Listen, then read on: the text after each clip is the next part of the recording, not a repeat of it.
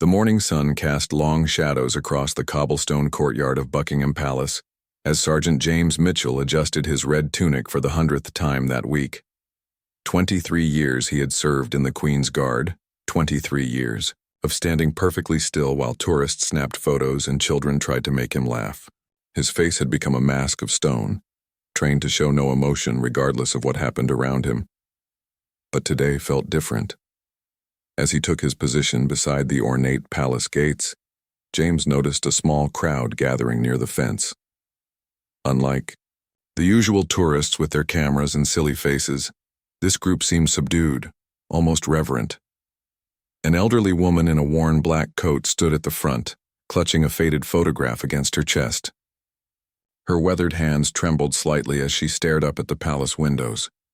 James had seen thousands of people come and go, but something about this woman pulled at his attention. She looked familiar, though he couldn't place where he might have seen her before. Her silver hair was neatly pinned back, and despite her simple clothing, she carried herself with a dignity that reminded him of his own grandmother. As the morning progressed, the woman remained at the fence. She didn't take pictures or try to get the guards' attention like others often did. Instead, she simply stood there lost in thought, occasionally glancing down at the photograph in her hands. James found himself stealing quick glances at her between his rigid poses, wondering what brought her to this place on such an ordinary Tuesday morning. The other tourists eventually moved on, but the elderly woman stayed. By noon, James noticed she was swaying slightly, her face pale in the bright sunlight. He had strict orders never to break character, never to acknowledge the public during his duty. Yet something deep inside him stirred as he watched this frail woman standing alone in the growing crowd of afternoon visitors. It was then that James made a decision that would change everything he thought he knew about duty, compassion, and what it truly means to serve. As he watched the woman take a shaky step backward, her hand reaching out to steady herself against the iron fence, James felt his training begin to crack. The rigid rules that had governed his every movement for over 2 decades suddenly seemed less important than the human being who clearly needed help just a few feet away from him. The woman's eyes met his for just a moment, and in that brief connection, James saw something that made his heart skip a beat. It was pain, but not the kind that comes from physical discomfort. This was deeper, older, the kind of pain that comes from loss and memories too precious to let go.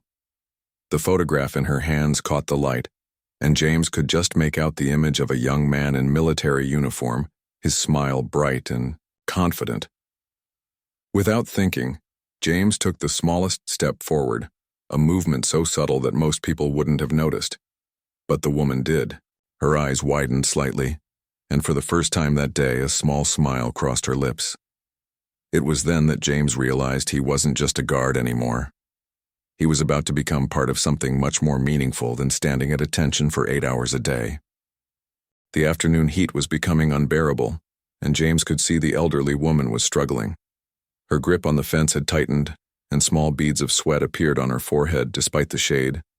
Other tourists passed by without noticing her distress, too busy with their cameras and guidebooks to pay attention to one quiet woman standing alone. James broke the first rule of his training. He cleared his throat softly, just loud enough for her to hear. The woman looked up, surprised that the stoic guard had made any sound at all. James gave the slightest nod toward a nearby bench that sat in the shade of an old oak tree. Understanding his silent suggestion, she smiled gratefully and made her way to the seat. As she settled onto the bench, James could see her more clearly. The photograph she held was definitely of a soldier, and now he could make out the uniform details. It was from World War II, judging by the style and the sepia tone of the image. The young man in the photo bore a striking resemblance to the woman, perhaps her brother or even her late husband from decades past. During his brief break between shifts, James learned from his colleague that the woman had been coming to the palace every year for the past 15 years, always on the same date, always with the same photograph, always alone. None of the other guards knew her story, but they had all noticed her quiet presence over the years. When James returned to his post, He found the woman back at the fence, but this time she was speaking softly to another guard, Corporal Davies. James couldn't hear their conversation, but he could see that Davies was listening intently, his usual rigid posture slightly relaxed. The woman was showing him the photograph, pointing to details in the image and speaking with animated gestures. As the day wore on, James noticed something remarkable happening. Word was spreading among the guards about the elderly woman. During shift changes, he overheard snippets of conversation about her story. Apparently, the young man in the photograph was her late husband, who had served as a palace guard himself before being deployed to France during the war. He never returned home. The woman, Mrs. Eleanor Hartwell, had been married to guardsman Thomas Hartwell for only 6 months before he was called to active duty. She was barely 19 years old when she received the telegram informing her of his death in action. For 70 years, she had kept his memory alive by visiting the place where he had once stood proud and tall in his red uniform. James felt a profound shift in his understanding of what he was protecting. It wasn't just the royal family or the palace itself.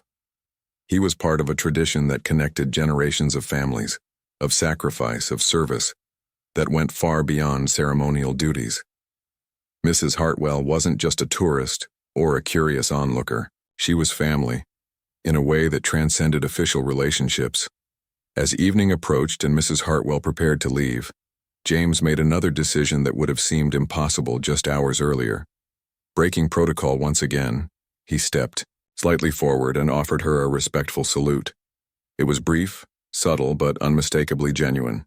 The old woman's eyes filled with tears as she clutched the photograph to her heart and whispered, "Thank you," before walking slowly toward the palace gates. That night, James couldn't stop thinking about Mrs. Hartwell and her decades of quiet devotion. He realized that being a royal guard wasn't just about following orders or maintaining traditions. Sometimes it meant recognizing the human connections that make those traditions meaningful in the first place. 3 months later, James found himself watching for Mrs. Hartwell every day. He had quietly asked around and learned that she didn't visit on a regular schedule, but always appeared during significant dates related to her late husband's service. When she finally returned on a crisp autumn morning, James wasn't the only guard who noticed her arrival. This time, Mrs. Hartwell wasn't alone. She was accompanied by a young girl, perhaps 8 or 9 years old, who held her grandmother's free hand while looking up at the palace with wide, curious eyes.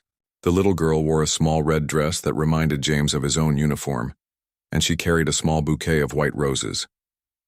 As they approached the fence, James could hear the elderly woman speaking softly to her granddaughter about the palace, about tradition, and about a grandfather the child had never met but whose story lived on through family tales.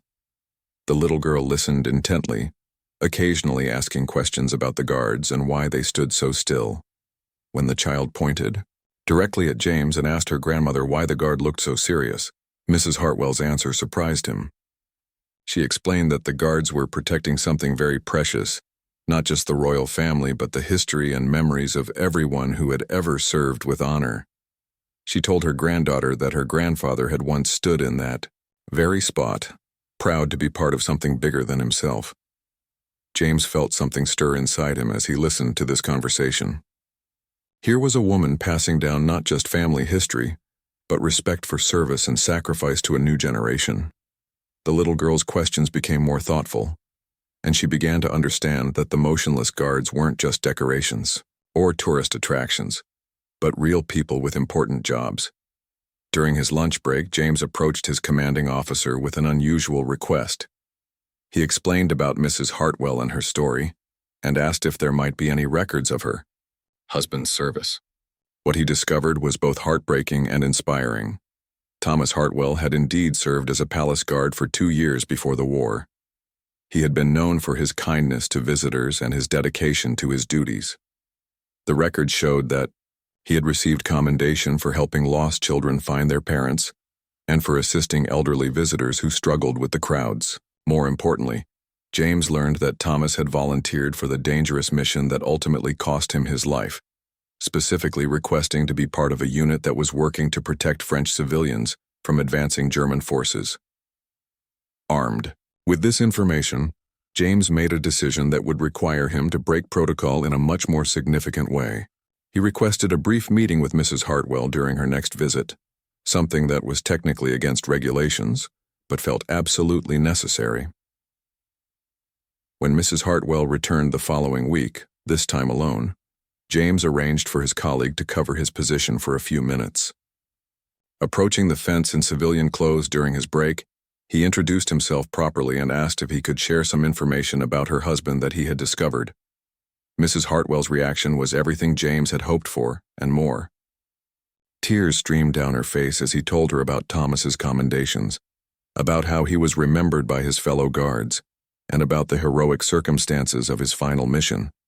She had known her husband was a good man, but she had never known the specific details of how he had served both at the palace and in France. The most powerful moment came when James presented her with photocopies of Thomas's service records, including a commendation letter that praised his exceptional dedication to duty and compassion for all who sought the protection of the crown. Mrs. Hartwell held the papers with the same reverence she had shown the photograph, and James realized he had given her something she had been searching for without even knowing it. Confirmation that her husband's service had mattered, that he had been valued, and that his sacrifice was remembered.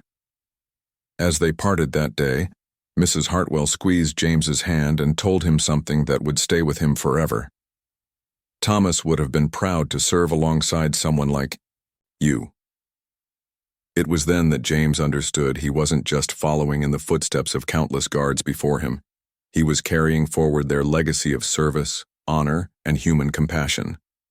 Word of James's compassionate gesture spread quietly through the ranks of the Queen's Guard. Rather than facing disciplinary action as he had feared, James found himself receiving nods of approval from senior officers who had heard about Mrs. Hartwell's story. It seemed that behind the rigid facade of military protocol there was still room for human kindness when it truly mattered. Inspired by James's example, other guards began to notice the regular visitors who came to the palace, with their own stories and connections. There was Mr. Peterson, an elderly man who visited every Veterans Day to honor his father who had served in the palace guard during World War I.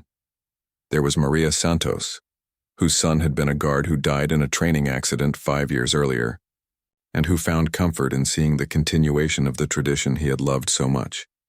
The transformation was subtle but significant. While the guards maintained their professional demeanor and strict adherence to their duties, they became more aware of the human stories unfolding around them every day. Small gestures began to appear, a barely perceptible nod to acknowledge, a veteran's salute, a slight shift in position to help shield an elderly visitor from harsh wind, or the quiet word to a colleague to watch out for someone who seemed distressed. James's relationship with Mrs. Hartwell had evolved into something special. She began timing her visits to coincide with his shifts, and he found himself looking forward to seeing her familiar figure at the fence. Sometimes she brought her granddaughter. Other times she came alone, but she always carried Thomas's photograph and always stood in the same spot where she imagined her husband might have once been posted. On one particularly memorable visit, Mrs. Hartwell brought something new, a small framed photograph of James himself, taken by her granddaughter during their previous visit.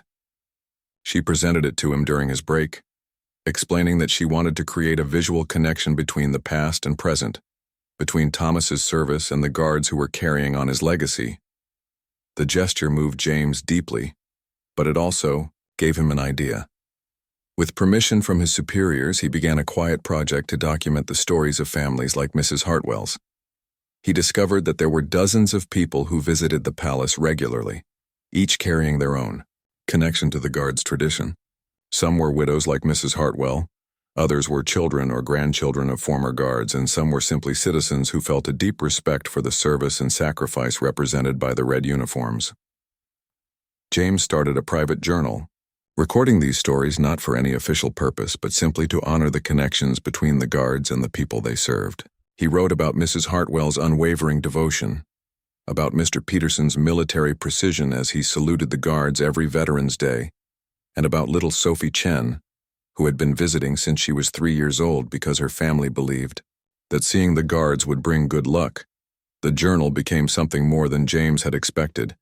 His fellow guards began contributing their own observations and stories, creating an informal record of the human side of their service. They wrote about the tourists who thanked them for their service, the children who waved enthusiastically from behind the fence, and the quiet moments of connection that made their rigid duties feel meaningful. One day, Mrs. Hartwell arrived with news that both excited and saddened James. Her granddaughter had written a school report about her grandfather Thomas, inspired by the stories Mrs. Hartwell had shared and the visit to see the guards. The little girl had received top marks for her essay about family history and the importance of remembering those who serve others. But Mrs. Hartwell also shared that her health was declining, and her doctor had advised her to limit her travels. She wasn't sure how many more visits to the palace she would be able to make. The thought of not seeing her regular presence at the fence filled James with an unexpected sense of loss. That evening, James made another decision that would have seemed impossible when he first put on the red uniform. He asked his commanding officer if there might be a way to arrange a special recognition for Mrs. Hartwell, something that would honor her decades of quiet devotion and her connection to the Guards' history. What happened next would surprise everyone involved and create a moment that none of them would ever forget.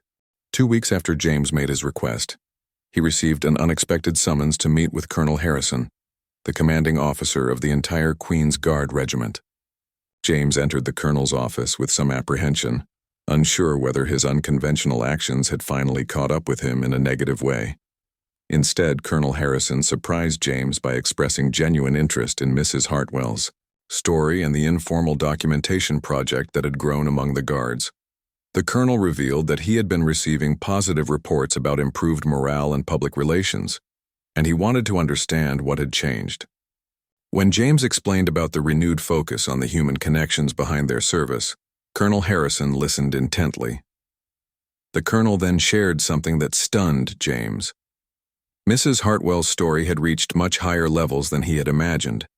Through a series of conversations between military officials, palace staff, and even members of the royal household, a decision had been made to arrange something unprecedented. Mrs. Hartwell would be invited to a private ceremony honoring the families of guards who had given their lives in service to the crown. The ceremony was planned for the following month, and James would be allowed to participate in civilian clothes as Mrs. Hartwell's escort. More remarkably, the palace staff had located additional records and personal effects of Thomas Hartwell that had been preserved in military archives.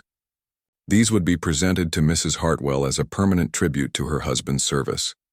As word of the upcoming ceremony spread quietly among the guards, something beautiful began to happen. Other guards came forward with their own stories of regular visitors who deserved recognition. The ceremony expanded to honor not just Mrs. Hartwell, but a small group of families who had maintained connections to the Guard through decades of quiet devotion. Mr. Peterson would be honored for his faithful Veterans Day visits. Maria Santos would receive recognition for her son's service and her own strength in continuing to support the Guard community. Several other families who had maintained their connections to the palace and the Guards were also invited to participate. James found himself at the center of planning activities, working with palace staff and senior officers to ensure that each family's story would be properly acknowledged. He helped research military records, locate archived photographs, and even coordinate with local historians to verify details of service that had been passed down through family oral traditions. The week before the ceremony, Mrs. Hartwell made what she thought might be her final regular visit to the palace. She was noticeably frailer than during her previous visits, but her spirit remained strong. When James approached her during his break to confirm details for the upcoming event, she surprised him with a confession. She revealed that she had been keeping a secret for several months. Her doctor had given her a difficult diagnosis, and she likely had only a few more months of good health remaining. She had been using her visits to the palace as motivation to keep fighting, finding strength in the connection to Thomas's memory and the kindness she had received from James and the other guards. This revelation made the upcoming ceremony even more meaningful. James realized that they weren't just honoring decades of devotion. They were creating a final perfect memory for a woman who had spent most of her adult life carrying her husband's legacy with quiet dignity. The night before the ceremony, James sat in his small apartment looking through the informal journal that had grown to include dozens of stories from his fellow guards. What had started as a simple documentation project had become something much larger, a testament to the power of human connection and the importance of recognizing the people who make military service meaningful beyond its official duties. As he prepared his dress uniform for the ceremony, James reflected on how much he had learned from Mrs. Hartwell. She had taught him that true service wasn't just about following orders or maintaining traditions, but about understanding the human reasons behind those traditions and honoring the people who gave them meaning. Tomorrow would bring the ceremony that had grown far beyond anything James could have imagined when he first noticed an elderly woman standing alone at the palace fence. But already he knew that the real transformation had happened within himself and his fellow guards, who had rediscovered the heart of their service through the simple act of paying attention to the people around them. The morning of the ceremony dawned clear and bright, with autumn sunlight streaming across the palace courtyard where Mrs. Hartwell had spent so many hours over the past 15 years. James arrived early, wearing his dress uniform with a pride he had never felt before. This wasn't just another ceremonial duty. This was the culmination of a journey that had transformed his understanding of service and sacrifice. Mrs. Hartwell arrived with her granddaughter and her son, Thomas's nephew, who had traveled from Scotland specifically for the ceremony. She looked radiant despite her declining health, wearing her finest dress and carrying both the original photograph of her husband and the small framed picture of James that she had presented to him months earlier. The ceremony took place in the palace's private chapel, a space usually reserved for royal events but opened specially for this unique occasion. As the families gathered, James was struck by the diversity of their stories. Each person represented decades of connection to the Guard tradition, each carrying their own memories and reasons for maintaining their bond with the palace and its protectors. Colonel Harrison began the ceremony by acknowledging something that had never been officially recognized before: the importance of the families and civilians who had supported the Queen's Guard throughout its history. He spoke about how military traditions are kept alive not just by those who serve, but by those who remember, honor, and pass on the stories of service to future generations. When Mrs. Hartwell was called forward to receive recognition, the entire gathering fell silent. She walked slowly but with dignity to the front of the chapel, accompanied by James, who had been granted the extraordinary honor of presenting her award. As he handed her a specially commissioned medal recognizing her devotion to her husband's memory and her support of the Guard community, Mrs. Hartwell whispered something that only James could hear. "Thomas would be so proud of all of you." The most emotional moment came when palace staff presented Mrs. Hartwell with a collection of items that had belonged to her husband. Among them was his original Guard insignia, a letter he had written to his commanding officer requesting deployment to France, and most remarkably, a photograph of Thomas standing at the very spot where Mrs. Hartwell had spent so many hours watching current guards perform their duties. As Mrs. Hartwell held these precious artifacts, tears streamed down her face. But they were tears of joy and closure rather than sadness. For 70 years she had carried her husband's memory through faith and hope. Now she had tangible proof of his service, his character, and his sacrifice. The ceremony concluded with an unprecedented gesture. The current guards, led by James, formed an honor guard as Mrs. Hartwell and the other families were escorted through the palace courtyard.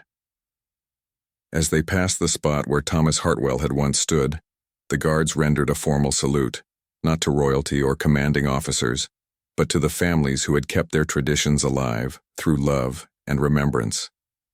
In the weeks that followed, the impact of the ceremony resonated throughout the Queen's Guard regiment. The informal journal that James had started became an official project, with the palace establishing a program to document and honor the civilian connections to Guard service. Mrs. Hartwell's story became the inspiration for a broader recognition of how military traditions are supported and sustained by the communities around them. Mrs. Hartwell passed away peacefully 3 months later, surrounded by her family and holding Thomas's photograph. Her granddaughter inherited not only the photograph and military artifacts, but also a deep understanding of service, sacrifice, and the importance of honoring those who serve others. At her funeral, James and several other guards served as honorary pallbearers, a gesture that would have been unthinkable under the old rigid interpretation of their duties.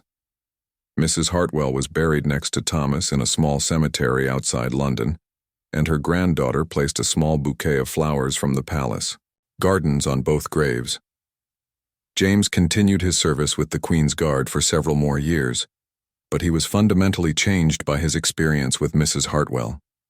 He had learned that true strength doesn't come from rigid adherence to rules, but from understanding when compassion and human connection should guide actions. He had discovered that protecting traditions sometimes means being willing to adapt them to honor the people who give those traditions meaning. Years later, when James finally retired from active service, he established a small foundation to support families of guards who had died in service. The foundation's first recipient was Mrs. Hartwell's granddaughter, who used the scholarship to study military history and eventually became a curator at the Imperial War Museum, where she created an exhibit honoring the civilian families who support military traditions. The story of Mrs. Hartwell and James became part of the unofficial lore of the Queen's Guard, passed down from veteran guards to new recruits as an example of how service to others can take many forms. It reminded everyone that behind every uniform, every ceremony, and every tradition, there are human stories of love, loss, devotion, and hope that make the formal duties meaningful and worthwhile.